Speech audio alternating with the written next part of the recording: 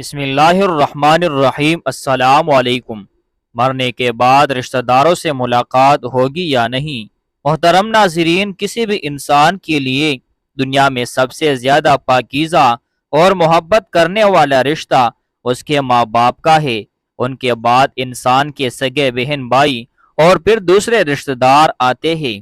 اس دنیا میں قائم یہ رشتے کسی بھی انسان کے لیے اولین ترجیح ہوئے ہیں، جبکہ کچھ رشتے تو ہماری زندگی کے لیے ایسے لازم و ملزوم بھی ہو جاتے ہیں کہ ان کے بغیر زندگی گزارنا ناممکن اور محال ہو جاتا ہے۔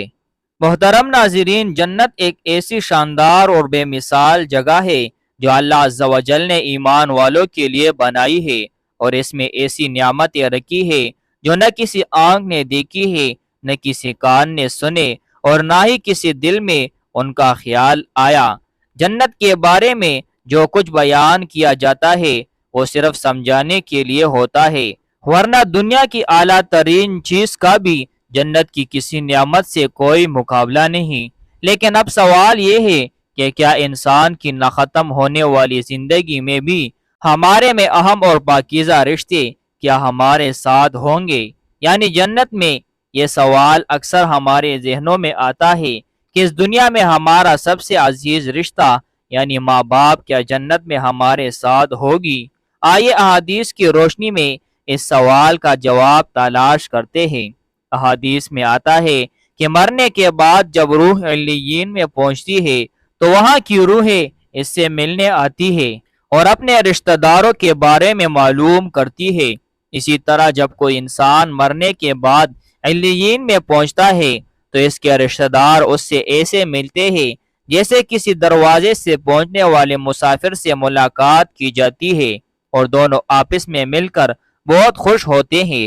حضرت ابو ایوب انصاری رضی اللہ تعالیٰ عنہ سے روایت ہے کہ رسول اللہ صلی اللہ علیہ وسلم نے فرمایا کہ جب مومن کی روح قبض کی جاتی ہے تو خدا کے مرحوم بندے یعنی جن کا پہلے انتقال ہو گیا تھا اس سے آگے بڑھ کر اس طرح ملتے ہیں جیسے دنیا میں کسی خوشخبری لانے والے سے ملا کرتے ہیں۔ پھر ان میں سے بعض کہتے ہیں ذرا اس کو مہلت دو کہ دم لے لے، کیونکہ یہ دنیا میں بڑے قرب میں تھا۔ اس کے بعد اس سے پوچھنا شروع کرتے ہیں کہ فلاں شخص کا کیا حال ہے، کیا اس نے نکاح کر لیا ہے؟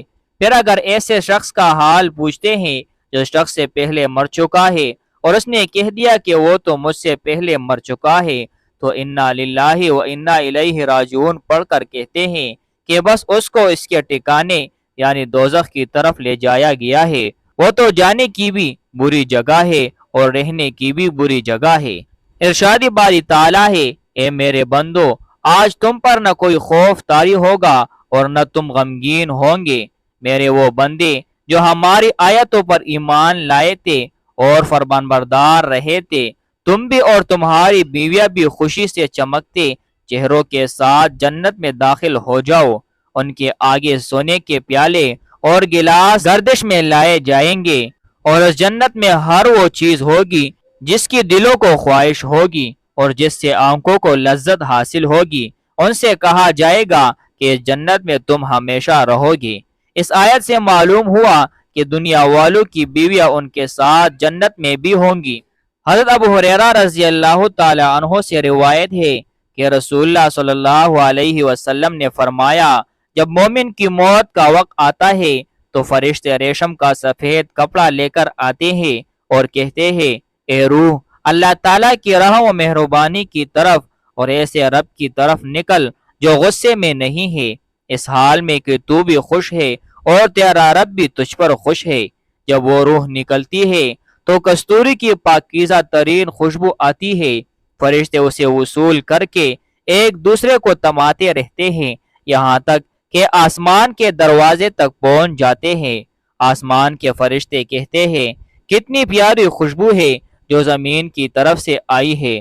فرشتے اس روح کو مومنوں کی ارواح میں لے جاتے ہیں۔ اس کی آمد سے انہیں بہت خوشی ہوتی ہے، جیسے پردیسی کے آنے سے ہم خوش ہوتے ہیں۔